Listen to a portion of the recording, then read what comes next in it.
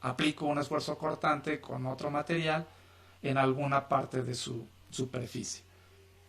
Y la tercera, la que se refiere a elasticidad de volumen. Aquí el objetivo será averiguar cuál es la constante de elasticidad para un cierto material. Para poder lograr esto, tenemos que hacer un experimento al que se le llama ensayo de deformación axial. Es aplicar un esfuerzo sobre un material, y ese esfuerzo que vamos a aplicar vamos a procurar que sea en una sola dirección, ¿no? ¿Por qué hablamos de fuerza y esfuerzo? Bueno, podemos definir un esfuerzo como la fuerza total que estoy aplicando sobre un área determinada, transversal. Si en lugar de trabajar con la liga, trabajo con un objeto cilíndrico, este volumen que tengo del objeto es el volumen original. Entonces, si yo le aplico una fuerza, esta Ft, en algún sentido, por ejemplo, hacia abajo, lo que estoy haciendo es aplicar una cierta fuerza en un área transversal. Esta área sería el área transversal del cilindro, ¿no? Que sería esta circunferencia que tengo aquí. A eso es a lo que le llamamos esfuerzo.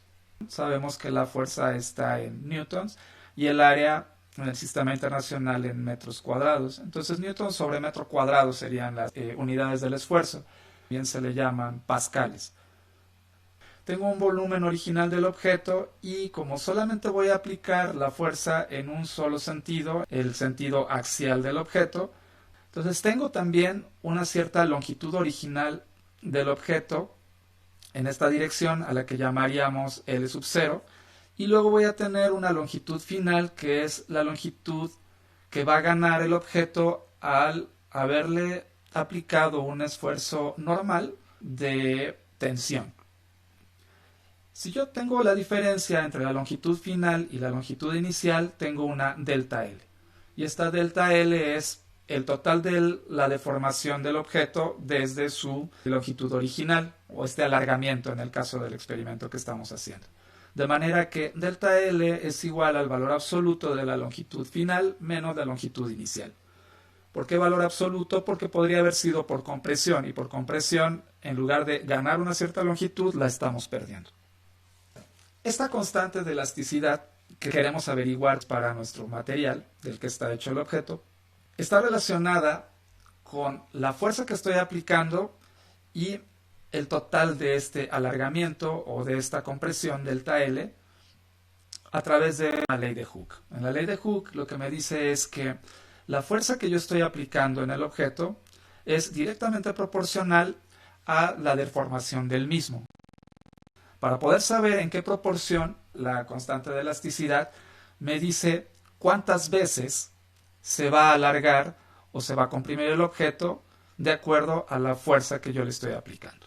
Si nosotros hacemos nuestro experimento, podríamos definir una gráfica que me dijera, de acuerdo a la fuerza que yo aplico, cuál es el alargamiento, o bien, a través del esfuerzo que estoy aplicando, cuál es la deformación del objeto.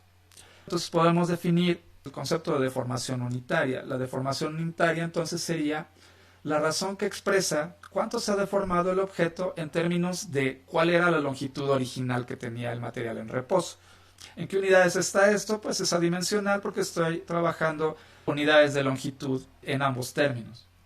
Así, la deformación unitaria entonces sería un factor que me define cuál es la deformación esperada y que puedo relacionarlo con el esfuerzo que le aplico. En este experimento estamos simplificando las cosas. Cuando aplicamos esta fuerza, el cuerpo, cuando se alarga, va a empezar a perder grosor. Y entonces, cada vez que pierde grosor, estoy aplicando una fuerza en un área cada vez más pequeña. Estamos tomando en cuenta que el cuerpo sigue manteniendo su misma geometría. Bueno, entonces si nosotros vemos este tipo de cuestiones, podríamos definir que tenemos un esfuerzo verdadero y un esfuerzo ingenieril, ¿no? El esfuerzo ingenieril es el que estamos utilizando nosotros como aproximación, que nos va a dar un valor ciertamente aproximado, pero con el que podemos trabajar. El esfuerzo ingenieril entonces será el que ya habíamos definido como S igual a la fuerza total sobre un área original, un área sub cero, un área que no cambia durante la deformación del objeto.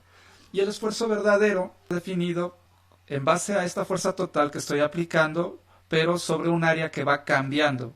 También podríamos ver que existen entonces dos deformaciones. Una, la deformación unitaria verdadera y la deformación unitaria en ingeniería.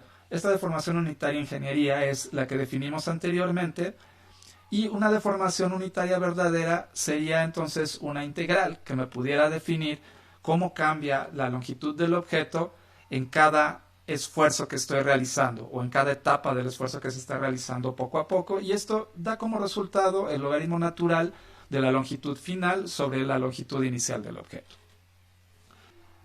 Así, cuando yo aplico un cierto esfuerzo sobre el objeto, por ejemplo sobre la liga, voy a tener un valor de la deformación. Si yo aplico un esfuerzo mayor, tengo una deformación mayor. Si aplico un esfuerzo mayor, voy a tener una deformación mayor, y entonces